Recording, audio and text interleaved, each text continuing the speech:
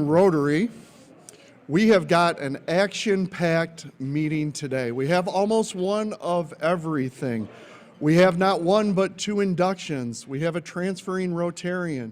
We have a student that is traveling to Honduras. Those are just the things that I remember going off the top, not to mention a presentation from one of our own.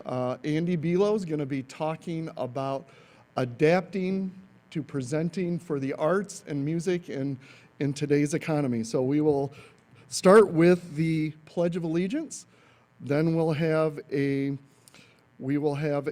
reflection as well as a little trivia, and we'll do the four-way test at the end of the meeting. So let's start with the Pledge of Allegiance. I pledge allegiance to the flag of the United States of America and to the republic for which it stands, one nation, under God, indivisible, with liberty and justice for all. All right, you may be seated. All right, while Meredith Smiley's making her way up for our reflection, I've got a RIM-themed trivia. I have to ask Kim, did Bill Johansson come on the Zoom today? All right. Well, this is a shout out to Bill Johansson. If you read your RIM, which was started by Bill and Roger Morgenstern back in the day, Bill has a piece right on the last page where he talks about the year that Rotary became intercontinental back in 1922, and he had some facts about 1922. So this is what our trivia is going to tie into. In the year 1922, 100 years ago, what was the average wage for an hourly worker in the United States? Does anyone want to give a guess? 22 cents. John Nolan, you get a fantastic prize, a recognition of your peers. That's outstanding. So 22 cents back in 1922. Compared to today, I found some statistics from the U.S. Bureau of Labor Statistics.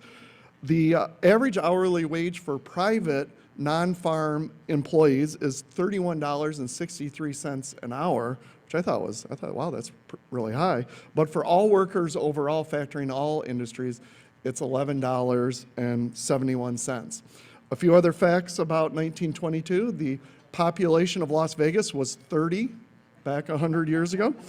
The average life expectancy was 47 years old, so our average age in Rotary is 52, so we've all outlived the average person in 1922. So thank you to Bill for pulling those facts and his many wonderful contributions to the RIM. Meredith?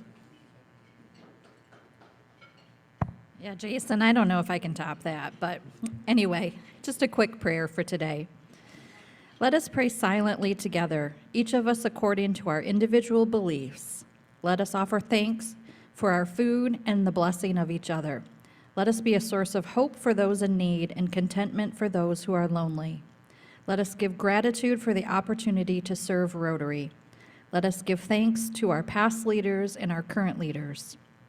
Grant the wisdom and vision to plan adequately and act correctly for all of our present club membership.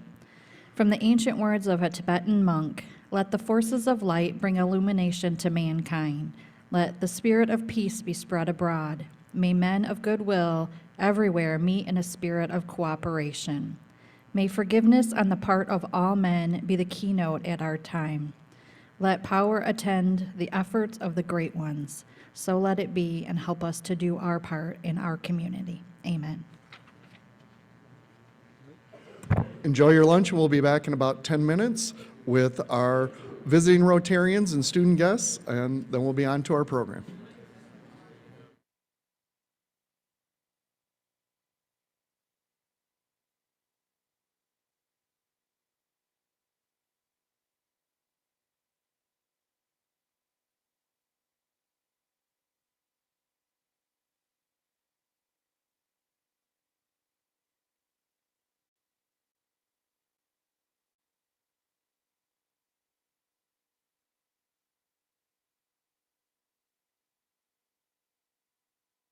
Introduce them to the group, and Mark, if you want to come on up with Mackenzie, that would be great. And Chris, you can just stay on up, and you can do the program intro after. So, yeah. It's all staged. There's your mark.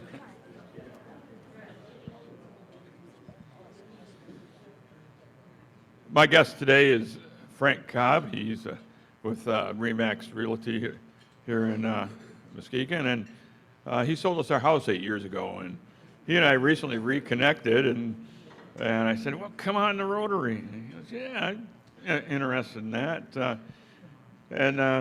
He's been involved in a lot of ways and service ways that he'll have to tell you about as we go along here. But he's interested in joining. Just a little story. What kind of guy he is. When we bought our house from him, the night before closing, I ended up in the hospital with a blood clot in my leg. And we were over in southeast Michigan, so I was in the hospital in Novi. I call up Frank in the morning, and I go, "Frank, I'm in the hospital. I'm supposed to be at that closing." He goes, "Well, I'll just bring the papers to you." Well, there's an option. I said, "Do you want me to?" Yeah, well, Like, we did not do this. That's okay too. but I'm, as you may have recognized, I'm a get-it-done guy. And I said, "Well, come on over, Frank." And there we went and did it in the hospital. And his wife, he said he'd bring his wife so she could go shopping at 12 Oaks.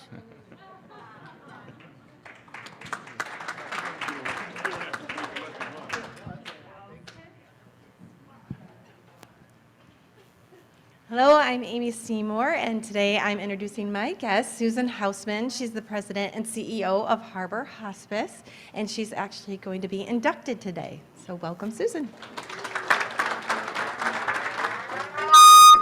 Sorry. Not in front of the speaker. Never in front of the speaker. You wouldn't expect that from a stage manager.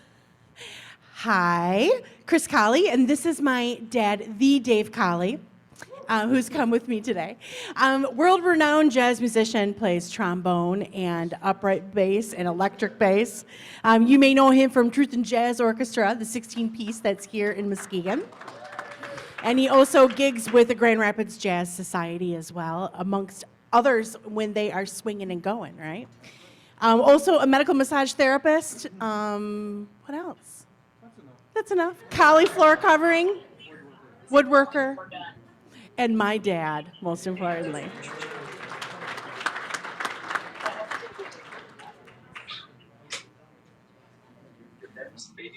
Good afternoon, Rotarians. On behalf of the World Community Service Committee, I am so pleased to introduce a local interactor, Mackenzie Covington from Orchard View High School.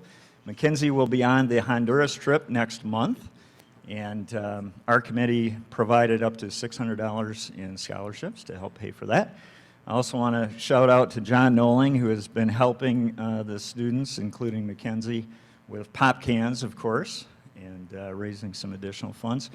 We have another student from North Muskegon, Eliza Piper. She and her dad were hoping to be here today, but couldn't make it. But we will hear from Mackenzie and also Eliza probably in May or June after the trip. So with that, we have a short video to introduce her to the club.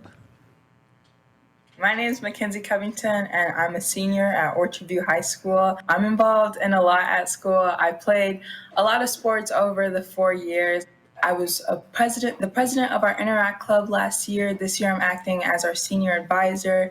I'm president of our student council. I did volunteer, and I was super excited to have the opportunity to go to Honduras because it's going to be really exciting and fun to go on a plane without my family. I think that's going to be kind of a new thing, and it's going to be a little bizarre, but I'm excited to meet all the new people who are there. And most of all, though, I'm excited to connect with people from Honduras.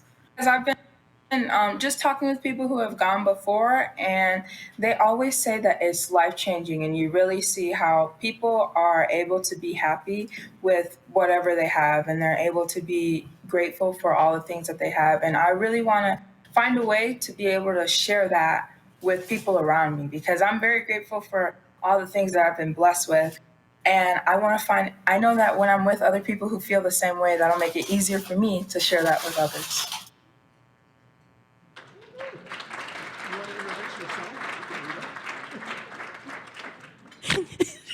just snorted. Jason said, "Do you want to introduce yourself?" Hi, I'm Chris Colley, and I need not to tell you anything about myself.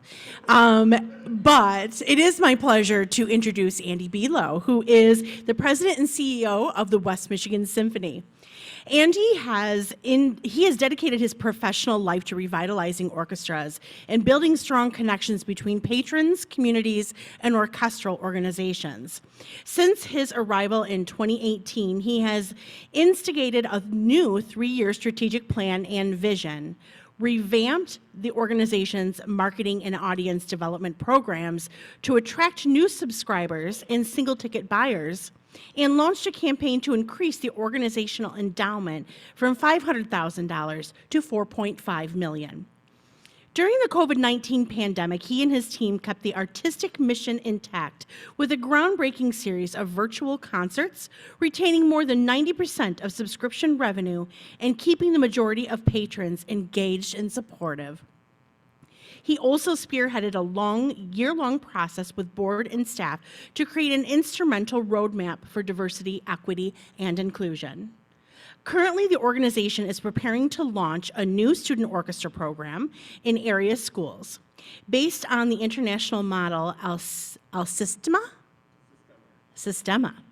Tune Up will be the tuition-free, providing students with the use of free instruments along with intensive daily ensemble and group learning in collaboration with the Impact after-school program. As executive director of the Symphony Tacoma from 2007 to 2017, Belo instigated board, team building, and governance best practices, established a cycle of 3-year strategic planning and annual operating planning, revised the business model to focus on patron revenue, and led a national search for a new music director that culminated with the hiring of Sarah Ioannidis in 2014. Belo came from Tacoma after 6 years as executive director of the Traverse City Symphony Orchestra in Michigan. Prior to that, he spent 16 years with Milwaukee Symphony Orchestra, culminating as director of public relations. Belo holds a BA in music from Lawrence University and is an avid sailor, Great Lakes historian, and keyboardist. Please welcome Andy.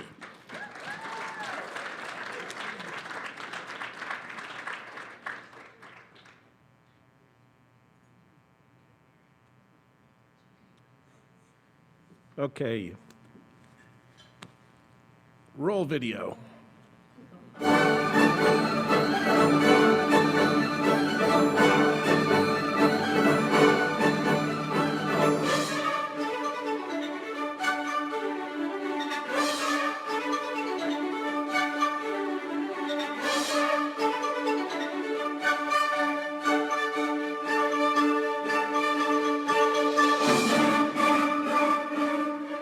Music starts where words end. I'm not the first person to say that.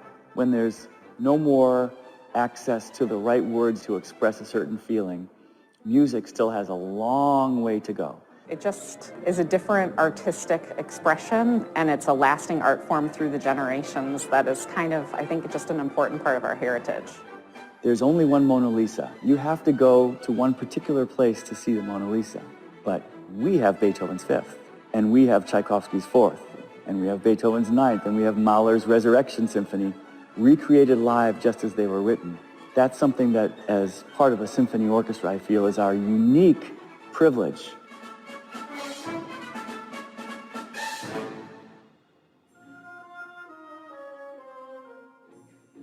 I feel so grateful to the West Michigan Symphony. I think that from its beginning, it's been one of the greatest things in our town. But over the last few years, their investment in this beautiful building in the middle of our downtown, creating the block space for special concerts, the musicians that they bring from around the world, what they offer to our community is something unlike anything else. It's the people, that make it interesting and fun to do the job. Each time I arrive here and I leave, I feel I live as a better musician. I really enjoy playing here. All of the musicians are really fine caliber. They really care about the quality music making that we do, and nice people in addition to that, which makes it fun. The The West Michigan Symphony is such a unique opportunity because to have it right in your backyard is such an honor, and to know that they're here for you. You can come and sit and get to know people and just share this love for symphonic music. It's always been obvious to me that the supporters and the attendees and anybody else that's had anything to do with the symphony doesn't just enjoy the music that it produces, but they love the organization, they love the people, they love what it's about. It really is a jewel, and I think it's something that's worth holding on to. And to hold on to organizations like this, well, they need support, and this one really deserves the support. You have to go to the concerts. You have to bring people with you. Usually everyone that comes to one of those events really enjoys it. So come back, make it part of your children's life, make it part of your life, and then take ownership of that. The West Michigan Symphony has a three-part mission statement, and one of our mission statements is music education. It's vital to a vibrant community to have your active and alive arts organizations. It's essential to have music education because it develops a strong 21st century workforce.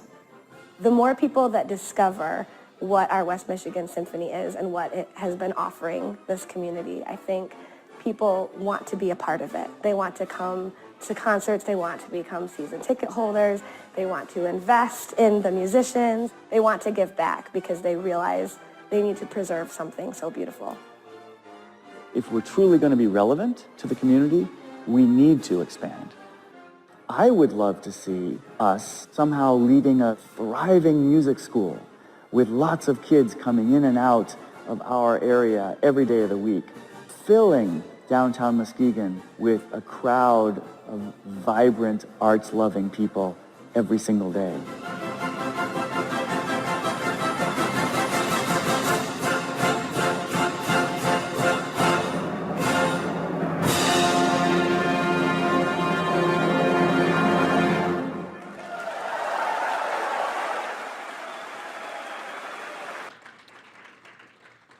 Well, I'd be happy to take your questions now.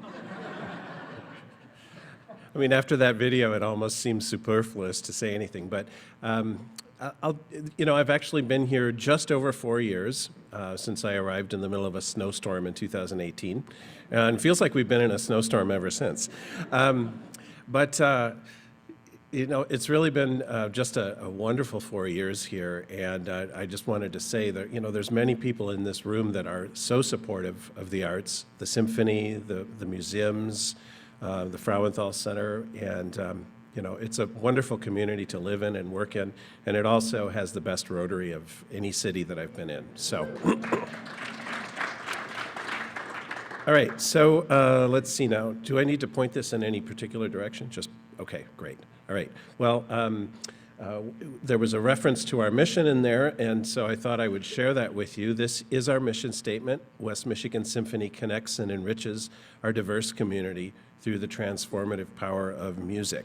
And our mission has basically three legs to it.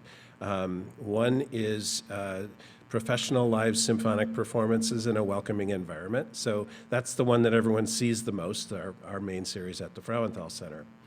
There's also the Block, which opened in 2014. That is a small, intimate gathering space. We call it a listening room for the musically curious. And that is, it's right above Unruly. And it is a place where we present jazz, classical chamber music, crossover music. I know many of you are familiar with it. If you haven't been, I urge you to come. We have a concert coming up on Saturday night that's going to feature guitarist Farid Haq and jazz organist Tony Monaco, who is amazing. He's one of my heroes. And there are a few single seats left. It's almost sold out. Third arm of our mission is music education. You saw a lot of that in the video. And we strive to enrich the lives of children and adults through exploration, participation, and performance. All of this is tied together with this vision to be a catalyst for a music-infused West Michigan. Note that we don't say the catalyst, a catalyst. We recognize that there are other organizations that are also very important to this, and we're not trying to say we're the only one or we're the best or anything like that, but we believe very strongly that a music-infused community is a connected community. And so we are the leaders, we want to be leaders of that, facilitating collaboration with the community.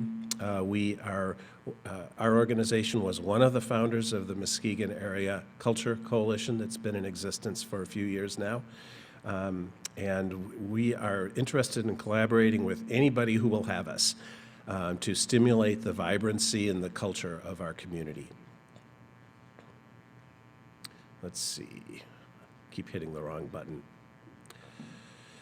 So here it is, nearly 2 years since our entire world was turned upside down. And during the dark days of the pandemic, if you'll remember back to that time, we actually had to cancel a concert that we had already rehearsed 3 times, and we had one more rehearsal.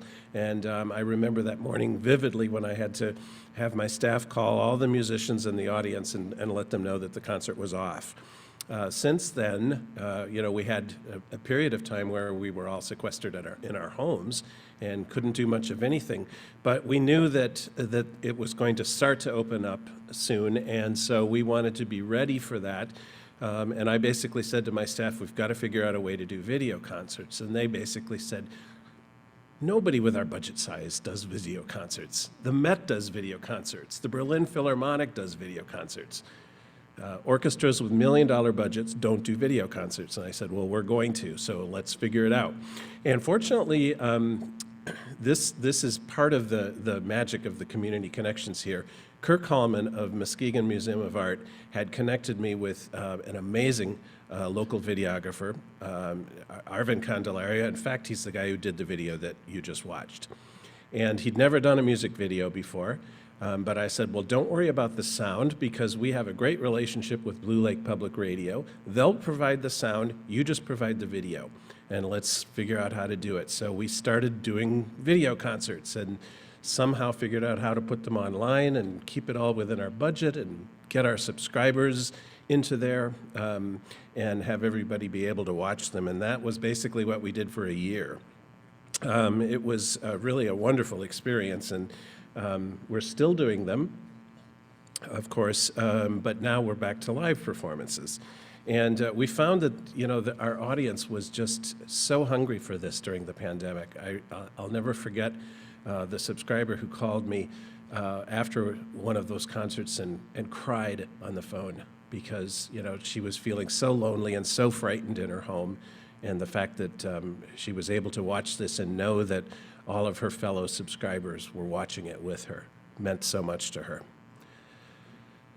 The other important aspect of what we do, of course, is our education. As I said, that's much less visible than the Frauenthal series, but it is an equal leg of our mission stool. And as you can see, we have a very progressive menu of education programs. It starts with toddlers and goes all the way up into the high school and includes 2 programs for the very young children and then 2 student ensembles. And right in the very middle is our flagship program, Link Up. And Link Up is a partnership with Carnegie Hall. This is the one that's most familiar to people because it's all the kids come downtown to the Frauenthal Center in the spring and get to play their recorders along with the symphony. But it's actually a year-long program that takes place in the schools. It includes curriculum and visits from our musicians. And we have done this now for 18 years without a pause. We even did it during the pandemic, although we had to do it online, and the kids could not play recorders. I think you can see from this picture why it would not have been a good idea to do this concert last year. But we are doing it this year on May 3rd. So, I mean, it's a good example of how we're just all sort of learning to live with this pandemic as it lingers on. We're back to live concerts, everybody's wearing masks, and we're asking for proof of vaccine. But we are performing again. Since November, we started under our Safe Nights at the Symphony protocol, and some people are still not ready to come back. We've got some people that are still staying home, and we're still watching offering the video concerts for them. We're about 60% of our pre-pandemic capacity right now. The block, of course, is a completely different story. It's a small and very tight-knit group of people who subscribe to those concerts, and as soon as we reopened, they came roaring back. And, you know, we were sold out at the Block before the pandemic. Now we're sold out again. It's just a miracle. Education is also continuing to do well. In fact, we have the largest enrollment right now in our youth string orchestra program. Funding has been very challenging during the pandemic, as you can imagine, and I know it has for a lot of you as well. We lost a lot of our ticket revenue, and it will still likely be several years before that's back to normal, but the community is incredibly supportive and continued to be supportive throughout that time. And if anything, support increased during the pandemic, so we're very grateful for that. For years, we've had a robust annual fund, and also during the campaign, as was mentioned in the introduction, we launched the Play Your Part Endowment campaign to raise funds for the endowment, as well as to start a new string orchestra program in the schools.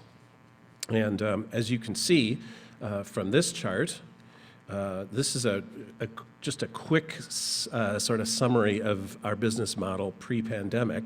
And you can see contributed revenue, which is the yellow, is a pretty significant portion of the budget. Earn is only 34%. That may be shocking to you. That's pretty normal for symphony orchestras. You know, our bricks and mortar are our musicians. And although we can't provide a living wage, we pay every single one of them every time they're up on stage. And it takes at least 60, sometimes more. There's a Mahler symphony that is for 90 musicians. We won't be doing that anytime soon. But it takes a lot of musicians to make this music. And we believe very strongly that they should be paid as much as we can possibly pay based on our budget. So this is a fairly normal business model. The only thing that you'll notice is that the endowment is a very small percentage of this budget. So that was the reason for this campaign, is if you'll see on the right, that's sort of the national average of what a healthy orchestra business model should be. And of course, the endowment in red is much bigger. So by the time we get to the end of this campaign, we will look much more like that. So that'll be great. The other thing that we did to sort of reinvent ourselves during the pandemic was to get extremely serious about DEI work. We had started prior to the pandemic, and of course we know that music and the arts increase belonging and connection. That's something we believe very much, and yet clearly we and other symphony orchestras have historically been a majority white art form. This is true not only of WMS, but of the orchestra world in general. Even though, you know, if you talk to anybody on our board, we're not trying to exclude anyone. But if you look at the history of the music business, there was a time when classical music was very deliberately exclusive. And we are paying the price of that legacy, and we need to correct that. So we spent last year, we started working with an outside facilitator, and we still are working with her today to develop the diversity, equity, and inclusion plan. And we have basically 5 goals for this: to become, externally, to become a community leader. Again, a community leader. There are other leaders. I think we should all be very proud of our community foundation and Muskegon Community College for the leadership that they are showing in this, and you know, other organizations as well. And then internally, to become a welcoming organization that encompasses a plurality of voices and reflects our community more accurately. In terms of our product, if you will, to offer an inclusive musical repertoire. Most of what symphony orchestras have historically played is, you know, the old joke, dead white Europeans. Well, we'll still continue to play dead white Europeans, but there's a lot of other good music out there too. And Scott and I are having so much fun discovering some of the repertoire that we didn't even know was out there. Later this spring, we're going to be playing the Afro-American Symphony by William Grant Still, which was written back in the 1920s and is just a stunning piece, and we've never done it. The fourth goal is to increase access to instrumental and choral music education.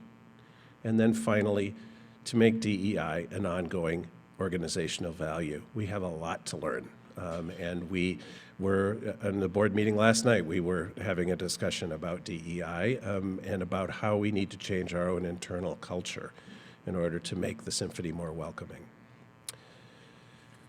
So, looking beyond, and I know I need to wrap this up, we're exploring ways in which all of these initiatives that we started in the previous year and a half can supply a blueprint for the future. We'll continue to emphasize DEI. We'll continue to work on expanding our educational offerings, and we'll continue to develop our online digital presence. And these will help to make all of our offerings, we hope, much more accessible and welcoming. And in pursuit of a music-infused West Michigan, we'll continue to work to provide equal access to music education for all the community's youth. So the symphony is here to be enjoyed. You should be so proud of this community for nurturing this orchestra. I'm here to tell you that I've never, ever seen an orchestra of this quality in a community of this size, just as I've never seen a theater of the quality of the Frauenthal Center. So even if it's not what you listen to in the radio driving to work, who cares? You know, come and enjoy it and hear that big, huge sound that you get there. It's there for all of us. Thank you. Time for a few questions. All right, Maggie is out in the crowd. If anyone has any questions, looks like John and Joni over there, as well as any questions on Zoom. Kim, if there are any, can you just raise your hand and Maggie will bring you the mic. So Andy, your leadership is really appreciated in the community. I just want to know, what did Milwaukee and Traverse City teach you to help you to be in the place you're at today? Well, Milwaukee is a full-time major orchestra like Detroit. And Grand Rapids is sort of somewhere in between those. And they are, those orchestras are huge budget. The musicians are all salaried. They're dedicated to artistic excellence. And they know that they need to change. But changing is very slow at that level. It's like turning the Titanic. A bad example, I guess. Turning a battleship. And, you know, I've felt for a long time that both in Traverse City and Tacoma and now here, we can be much more nimble. I had no idea how nimble we could be until the last 2 years, but we can definitely change a lot more quickly, and it's much easier for us to be engaged with the community. So that's what I love about it. Hi, Andy. You and Scott Speck are blessings to this community. I have wondered, with the education program, if any of the students from our education program are now in the symphony. There are several musicians in the symphony that came up through the youth orchestra, yes. And that's very unusual, you know, particularly in a community of Muskegon's size. People, as we all know, our young people grow up and they move away. We got to change that, by the way, and I know we're all working on that. But we do have several original members who were in the youth orchestra, yes. Along those lines, I have more of a comment than a question, but I wanted everyone to be aware that the Tune-Up program, which is going to be helping out students at Muskegon Public Schools this coming fall that Chris mentioned in your introduction, it might be a small thing in the scope of everything the symphony is up to, but the West Michigan Symphony really did it right. And I am very grateful as someone who is an advocate for inclusion in the arts at Muskegon Public Schools that they came to me and my colleague Nick, the director of orchestras, to say, how do we make this happen in a genuine way and have the right buy-in from the community? And then they took the partnership that we said they should take and ran with it. And we're so excited to have that support for our strings program because we don't have the budget, frankly. So thank you so much for investing in our kids in our urban core. Well, thank you, Claire, and thanks for helping us with this. What she's referring to is the Tune-Up program that is launching in October, and that's part of what we've been raising funds for. It isn't small to us, believe me. It's initially it will be small in the number of students, but it will grow over time. And the fact that programs like this will be able to level the playing field so that students of all backgrounds, whether or not their families can afford tuition and an instrument and private lessons, will be able to learn to play string instruments. That's what it's all about. I'd just like to say thank you very much too, Andy. I mean, it's amazing all that you're doing here in Muskegon. Just a question again on youth. When I was a youth at Traverse City High School, and probably like many youth, did not really appreciate this type of music.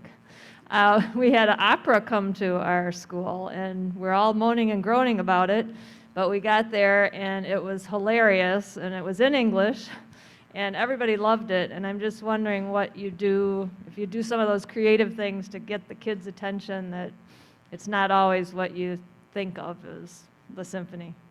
Yeah, that's really what Link Up is all about, is giving them the opportunity to experience a symphony orchestra in a different light than probably what they've seen in the movies.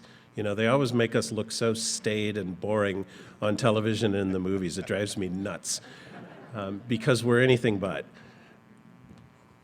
Last question from Troy. Any online, or one online then from Kim? Sure. So first, kudos to you, Andy, for the amazing work that you have done and are doing. Thank you. We have talked about the concept of orchestra in the park and things that we can do in order to integrate the work in Muskegon Heights with the orchestra. And I just wanted to see if there's an update, if that's still on the table and that part of the thinking as you move forward.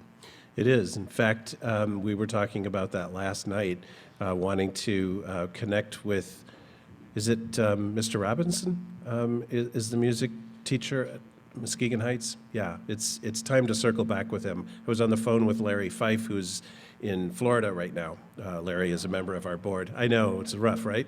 He may be watching us right now. He usually does. Anyway, we are talking about when Larry's back, connecting with him. So, yeah, we'll keep you posted. All right, last question from Zoom. You're not quite off the hook yet. Okay. But. This one was, how many states do your players come from? Oh, it changes so much. This is another unique phenomenon. Last time I checked, we had musicians coming from 14 states. Can you believe that? That is, you know, that really speaks volumes about Scott Speck's leadership. Traverse City, when I was there, we struggled to get musicians up there from Lansing. And, you know, our principal clarinetist is, that you saw in that video teaches in, I think, Sarasota. So, yeah, they're amazing people, and they love coming here to play. All right, let's have a round of applause for Andy. Thank you.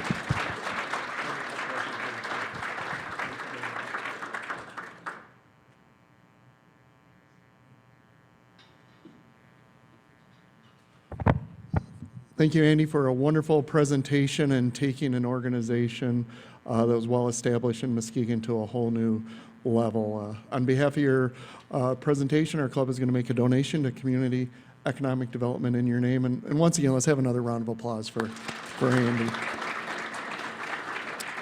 On to our birthdays. We have one today, Christy Pollock. I haven't seen her. Is she here? I don't see her. Is she on Zoom? Because we would sing for her if she's on Zoom, but no singing today.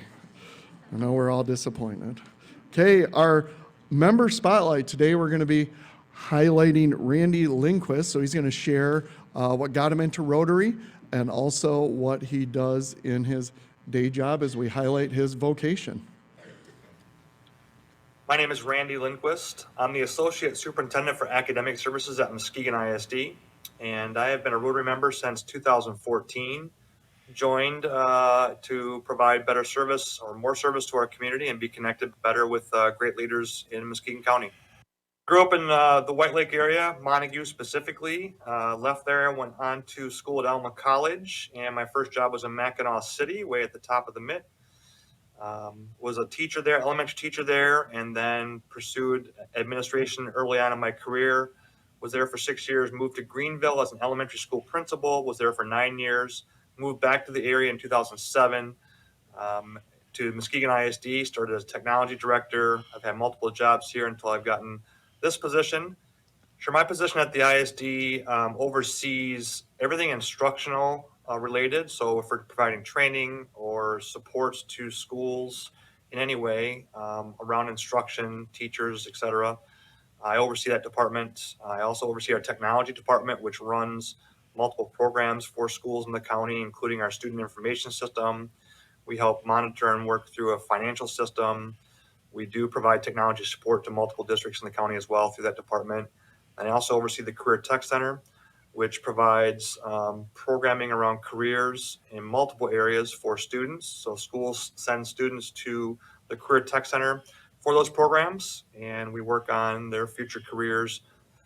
My connection to the Muskegon Rotary Club, I think, allows us to do more with education and things around schools in the county, better connection to leaders for our schools, and providing service.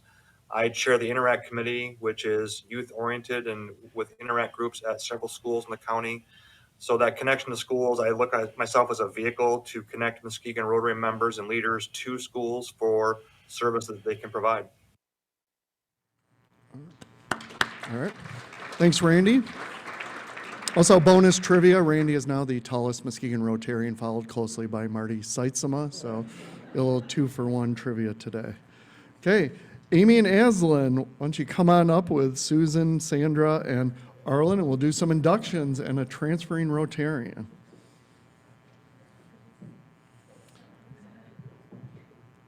I believe, Amy, you're going to go first, and then Aslan will do her introductions.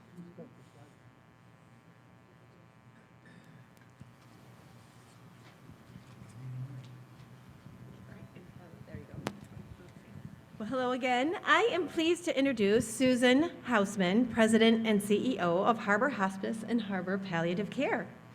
Susan was hired as our Clinical Director of Harbor Hospice in September of 2017, appointed as Interim President and CEO in March of 2020, and Permanent President and CEO of June of 2020. Combined with her extensive leadership and management experience and clinical expertise, Sue is a thoughtful and strategic leader that has been tested through the pandemic. Graduating from Eastern Michigan University with a Bachelor's of Science in Nursing, Sue is a licensed registered nurse and a nursing home administrator in the state of Michigan. She has extensive nonprofit administration experience and is passionate about hospice and palliative care, and is an advocate for patients facing serious illness in all care settings. Sue grew up in downtown Muskegon, Nelson neighborhood, and a graduate from North Muskegon High School. She is married to John, who works in the manufacturing in Grand Rapids, and has 4 sons, Sean, Rob, Dan, and Tim. 4 grandchildren, Athena, Liam, Caleb, and Ellery, and 2 horses, Cody and Dano, and a dog, Beamer. He's a lot of fun. Her hobbies include both indoors and out. She loves to hike the dunes all year round, goes trail riding and camping with her horses, and enjoys cycling long distances, and even loves to cook. As a former Rotarian in Middleville Club, she is looking forward to giving back to our community and meeting new people. I am honored to sponsor Sue as a new Muskegon Rotarian. Now, here, Muskegon, if you guys want to step aside and let them come on up. Why don't you take the mic and just make sure everyone's on the screen. Come on in. I don't think you're on the screen. Oh, it'd be tight. Yeah, very tight. Oh. I don't know how to do this. Wait. There we go. Oh, no. There we go. Here I was thinking it was me.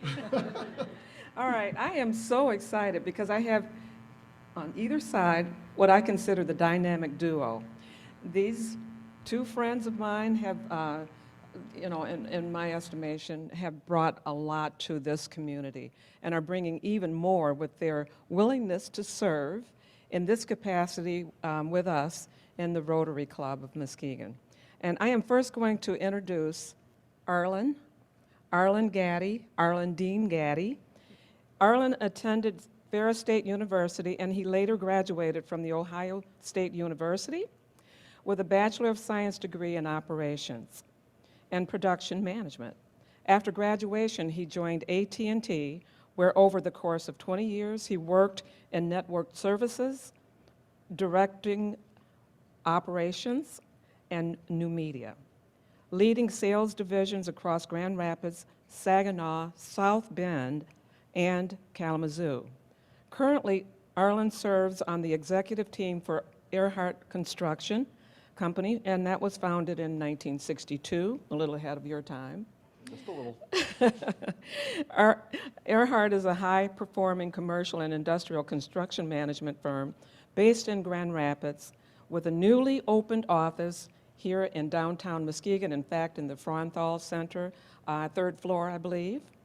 And so Arlen's going to be spending quite a bit more time in Muskegon. Now, you may remember that Earhart Construction is helping to renovate the ongoing concerns over at the Fronthal Center, including the Beardsley and the Hilt Building and so on. And also, Earhart Construction is a partner with the Brianna T. Scott, and had to put a plug in there, sorry. That's all right. And Ferguson Construction Development. So again, they've got lots of other opportunities here in Muskegon, and I think they've already started additional construction projects. So I am here to welcome him as a transfer from the Grand Rapids Club. We got a glowing letter from Grand Rapids Rotary Club saying that they really didn't want to see Arlen leave, but of course their loss is our gain. So I want to give a little bit more about what he's active in, and not just in construction. He's a Kappa Alpha Psi fraternity member, a member of the Grand Rapids Rotary, of course, I just said that. A Ferris State University Foundation Board, he's the chair-elect. Also a member of Broadway Grand Rapids, the Muskegon Chamber of Commerce Government Affairs Committee, Make-A-Wish Committee Chair, the Inner City Christian Federation, he's the board secretary, and of course, this is really a good one, Hope College Parent Council Chair. And I must say, he has been married to this beautiful woman, Sandra, for 29 years, although you could never tell. And they are the proud parents to 3 adult children, Marissa, Garrison, and Angelique. And I know they have a dog. I just don't remember your dog's name. Nike. Nike. So we are welcoming Arlen as a transfer. He doesn't need to be inducted, but he's going to stand up here and support Sandra. So let's give Arlen a hand. Thank you. Okay, so the other half of this dynamic duo is Sandra Gaddy. Sandra is the CEO of the Women's Resource Center, which is WRC, in Grand Rapids, having previously served as Vice President of Advancement for Inner City Christian Federation, which is ICCF, and Chief Communication and Development Officer for Mel Trotter Ministries. Prior to her nonprofit work, Sandra spent 15 years in banking. Now that's rough, including serving as a vice president in retail, business banking, and wealth management. Sandra is a passionate servant leader and social justice advocate to her core. I mean, she really is. With over 20 years of executive leadership experience, Sandra brings extensive expertise in team development, strategic planning, forming collaborative partnerships, and fund mobilization. She earned her executive MBA degree from Grand Valley State University, one of my alma maters, and her Bachelor of Science in Business Administration from Cornerstone University. WRC recently, now this is really awesome, just recently started New Beginnings here in Muskegon County, and I believe they're looking for space near downtown Muskegon. This is a program where they're going to be expecting to work with women in transition from jail, for example. And that would be working to get them trained for jobs, education, and other skills in housing and mentoring and all of that. And they're doing that work already in Grand Rapids. Now, I understand, having talked to Sandra today, that we already have 12 people from Muskegon County enrolled in that program. So, I mean, I think it'll be another 30 to 45 days before they actually have moved into town, but they're already doing the work, which I think is awesome and very much needed. Some of Sandra's professional and community activities include Hope College Board of Trustees and Executive Committee, and Forum of Michigan Regional Council, West Michigan Vice Chair, Grand Rapids Black Women Connect Council, Grand Action Advisory Committee, a member of Delta Sigma Theta Incorporated, Grand Rapids Alumni Chapter. Welcome, Sandra. We are so pleased to have you as our newest member of Rotary. Not quite yet. We got to get through this. Okay, we'll let you do that. Erwin, if you want to step back over here, I just want to give you your Rotary swag. Step aside and allow Sue and Amy to come in, and we'll do these inductions.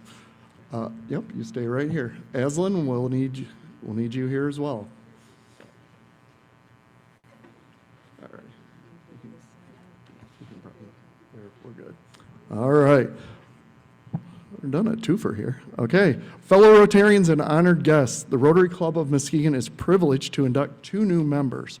We encourage you to learn about Rotary by actively participating in the club, including attending meetings, social events, and service projects. It is my pleasure for your sponsor to give you these pins by which your fellow Rotarians in the community will recognize you as a member. We ask that you wear them proudly. I would also like to issue a challenge that you share the gift that has been given to you and invite another person of like qualities of character, reputation, and commitment to join our club within the next 3 months. The honor of becoming a Rotarian is only surpassed by sponsoring new members. Do you accept this challenge? They both said I do. Thank you. All right. Everyone, please rise and welcome the 2 newest Rotarians in the world, Sandra and Susan. All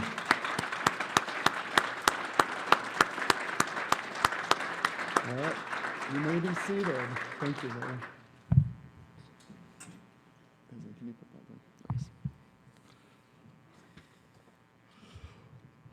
Okay, Jenny, this is probably going to break your heart, but I'm gonna give you a stay this week, and I'm just going to announce that Jenny is bringing our Brave Rotarians back, the 32 Brave Rotarians. So see Jenny, if you would like to sign up. Can I get a quick show of hands right now if you're interested, just so you can run you down? Oh, look how easy that was. Jenny has a sign-up sheet, and she'll be pumping up this promotion for the next few weeks. So thank you very much, Jenny. Also, today, Rewind is meeting at Unruly at 5:15 p.m. If you'd like to see what they're up to, they're going to talk about their Adopt a Highway project and also have an update on some other things that are happening. Meredith, if you don't mind, I'll just mention that the Grape Escape preview is happening at Courses on March 24th. Tickets are $50. The menu just came out and it looks fantastic. We have 25 spots have been sold already. That means, if my Mona Shores High School education is correct, we have 67 left. So please sign up. Information is in the rim, so you can reserve your spot for a fun night out with your fellow Rotarians. Also, so Jenny Sprague promotional tour. We just for 2 more weeks, we have tickets left for our district raffle if you'd like to participate. Looked like it was getting pretty thin, so you better get them while you still can. Just a few left. Just a few left. And lastly, the Delta wants your feedback. You will notice feedback cards on your table, and they are looking to know how we feel about our meals and our service. So please take some time and fill them out. 5 is the best. Okay, so it goes 1 through 5, like 5 stars, like Amazon if you loved your meal today. please let them know, and also any suggestions would be appreciated. And let's just do a quick round of applause too for Jacob and Lynn. They always do just a fantastic job for us. Okay, on to our raffle. I see Josh Silvis has the raffle. What are we doing first, Josh? $20 first. $20, 108, 108.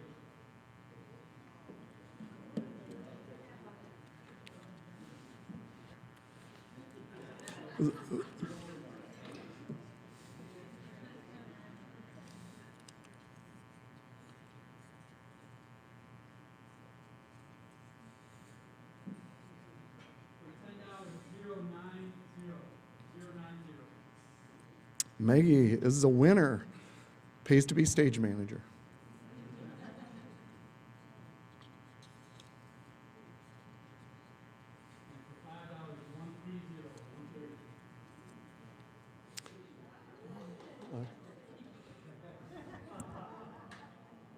Okay, that brings us to the conclusion of our meeting. Thank you, Frank and Mackenzie, for visiting us today. And also, hold on, I gotta get, Chris, what's your dad's name again? Dave, the famous Truth and Jazz Orchestra. Thank you, Dave, for visiting. Welcome, Sandra, Arlen, and Susan to the club. I can tell by those introductions you're gonna be fantastic members. Next week's program is going to be feature a rapid response by law enforcement with DJ Hilson, John Gale, and Mike Poland.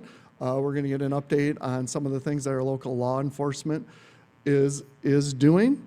If everyone would please rise, we will recite the four-way test. Of the things we think, say, and do, is it the truth? Is it fair to all concerned? Will it build goodwill and better friendships? Will it be beneficial to all concerned? All right, thank you. We are adjourned. Bye, everyone.